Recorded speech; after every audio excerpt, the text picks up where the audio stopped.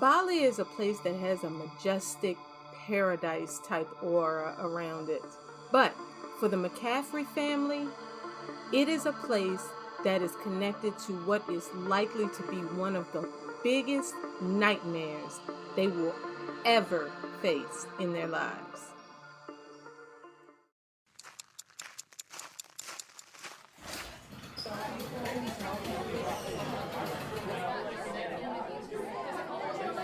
They say there's no good news. There's no good news. What's up, everybody? This is me, Shay and I, aka No Good Writer, and I am here to bring you another travel blogger update. This time from Bali, and it's regarding Kaitlyn McCaffrey. So as you may have already heard, Kaitlyn McCaffrey is the 27-year-old American from California who was in Bali with a coma, and her family was trying to bring her back stateside. If you haven't already heard, then let me bring you up to speed real quick. Kaitlyn McCaffrey is a travel blogger who has been making the world her playground for the past 5 years since she graduated from college. So she's been to over 50 countries, and she has been in Bali for the past couple of months doing her travel blogging thing, and her and a friend were apparently trying to set up some type of business. So from her Instagram posts, it seems like they were trying to set up some type of like earth-friendly products company. There are posts about sampling fabrics and meeting with suppliers and that type of thing. But on July 31st, her dreams turned into her nightmare. According to a statement from the family, 2 men found her on a remote road, and she was, quote, alone, unconscious, broken, and bleeding. The family say that she was on her way home to her apartment, she was on a motor scooter, and she was in some type of terrible accident. There haven't been any other reports so far that I've seen about the accident, what caused it, whether she was drinking, whether there's an investigation, or whether those details even came from a police report. Who knows how they found out. There really haven't been any other details about the accident itself. But the family did say that they believe that it is only because of these guys finding her that she's still alive. Without their help, she surely would have died, they wrote in their statement. But alive is one thing. That's good news. However, Kaitlyn's condition is not. Here's a clip from a video posted by a friend of the family, where he describes Kaitlyn's initial condition. Kaitlyn was in a tragic motor scooter accident in Bali a little over a week ago on July 30th.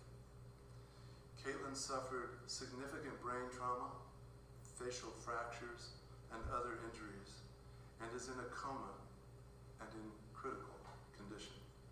She is receiving all the care the Bali hospital can provide, for which we are all grateful. And she is stable. Everyone so appreciates Kaitlyn's friends in Bali who are taking turns at the hospital 24/7. But Kaitlyn desperately needs a medical evacuation to a top trauma hospital in Northern California where she can receive the level of care necessary. Kaitlyn's mom and sister live there, and they can be with Kaitlyn during this critical time. So although the family has praised everybody involved at this point, the friends, the hospital, the guys that found Kaitlyn on the road, of course, they want to bring her home. So they've been working on getting her a Medevac from Bali. Now, the family starts running into more problems and complications. Problem number 1, according to them, she was smart, that's their word, and had purchased international medical insurance. But when they started talking fly Kaitlyn home, bring Kaitlyn home, the insurance company refused and was basically like, you want her home? Then you pay for it. Which anybody who's had any dealings with insurance companies shouldn't have any trouble believing that's the attitude that her insurance company had. So that left the family with a second problem, which was paying for it on their own. So they estimated that for companies such as AirMed or International SOS to do a medical evacuation to bring Kaitlyn from Bali to California would cost about $250,000 because of the distance and because of all of the COVID-related costs like border closures and things like that. So to get up the money, on August 6th, they launched a GoFundMe page. Now the GoFundMe, if you visit the page, is organized by someone named Dina Gustus Cruz. Dina Cruz is the wife of the man that you heard in that video clip. And apparently Janine McCaffrey, which is Kaitlyn's mother, was staying with them when she got the news that her daughter had been in this accident. So Dina launched and has been managing the GoFundMe page. So you have the issue of Kaitlyn being in a coma, in the hospital, in critical condition. The family is trying to communicate with different friends and hospital staff, and they said that they are dealing with an immense language barrier.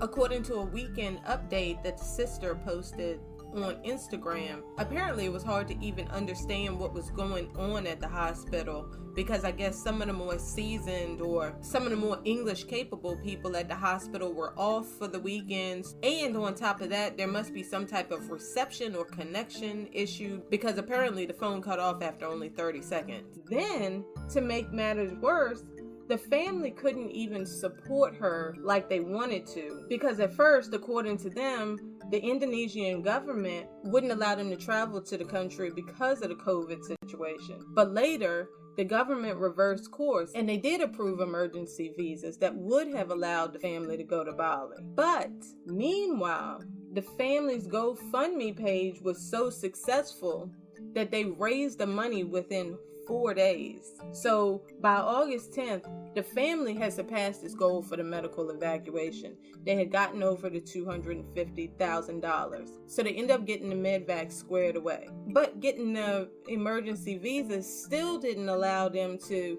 travel to Bali and be with her and fly back like they may have wanted to, because although Indonesia approved the emergency visas, they wouldn't waive the 8-day mandatory quarantine. So according to the statement from the family, this presented a quote impossible decision. Does the family get to Bali as soon as possible and wait out a mandatory 8-day quarantine, or do they wait for the medical evacuation to take place at the end of the week if all goes as planned? Dina wrote. The family risks getting to Bali and having Kaitlyn evacuated prior to their 8-day quarantine ending, meaning that the family will be trapped in Bali for multiple days while Kaitlyn is en route home. So it seems like the family decided that their best bet is not to travel because they couldn't get around the mandatory quarantine. So Kaitlyn's sister Jennifer has been giving daily updates on her Instagram page of what's going on with Kaitlyn's condition. So by August the 11th, she reported that Kaitlyn was able to breathe on her own but had a lung infection. The next day, she was opening her eyes and she was able to blink to the sound of her name, and her fever was improving. By the 14th, Jennifer said the lung infection had gotten worse, Kaitlyn had to be intubated again, and she was back on the ventilator. But she also reported some good news, which was the Medevac was on its way. But it was going to take a while to get there because they had to make multiple stops, not only for refueling, but also for crew rest time because it's going to be a 17-hour flight back. By the 15th, the family received a scare. They got a call at 3 o'clock in the morning saying that Kaitlyn's situation was deteriorating. But the hospital was trying to wean her off of the ventilator and the sedation drugs, and at that point the focus was on her pneumonia. So her situation is bouncing around from bad to improving back to bad. The Medevac is on its way, and as of the last update, the Medevac is scheduled to evacuate her on Wednesday, August the 18th. Meanwhile, the Bring Kaitlyn Home campaign has soared beyond the expectations of the family, and as of August 16th, it has over $311,000. Kaitlyn's family and friends have been surprised by how much money they were able to raise and how fast they were able to raise it. But they still don't want people to stop giving yet. Here's another clip from Dina's husband. We want to thank all of you who have helped with your gifts and encouraging words.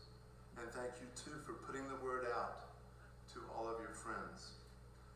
Dina had no idea what the response would be when she started. She only knew that she had to try. But now, we know with all of your help thus far, and all the help still to come, we can all bring Kaitlyn home. Again, we all thank you. Kaitlyn's mom, sister, family, and friends are so appreciative, and we all know Kaitlyn is profoundly appreciative too. If you haven't already, please help if you can. And please spread the word on all of your social media accounts. Together, we will bring Kaitlyn home. Excuse that audio being so low. It appears that it was recorded that way. And the guy has a monotone, emotionless, if you ask me, voice throughout the whole thing. So it seems kind of low. One thing's for certain. No one is going to accuse Bob of creating hysteria or being overly dramatic. That's for sure. But nonetheless, on the GoFundMe page, they have put up a picture of Kaitlyn in the bed connected to all kinds of stuff in the hospital. And they have asked that people continue giving because they said that Kaitlyn's care once she's back in California is going to require additional money.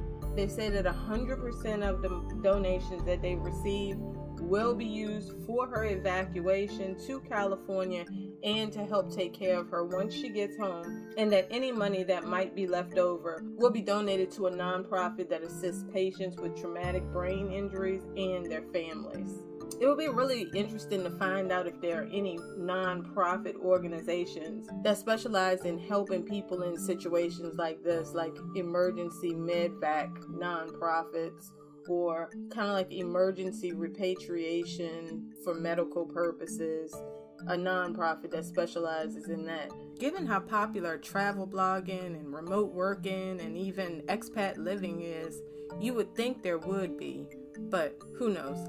So if anybody out there does know and have the answer to that, that is something that we could all use and probably benefit from knowing. So please go to the show notes on nogoodwords.com if you do know of anything like that, and drop that in the comments section, because that would be a really good resource for all of us to have. It would also be very helpful if the family were to reveal what insurance company that Kaitlyn was dealing with, because I mean, if they're not paying out for something like this, that's something that a lot of travel bloggers would probably want to have on the radar, and it would probably be good to know what company that is for those who are making decisions about international medical insurance. But at least we do have one more thing that we know before we go, and that is when you are getting these insurance policies, make sure you check out major details like medical evacuation and see what the deal is with that.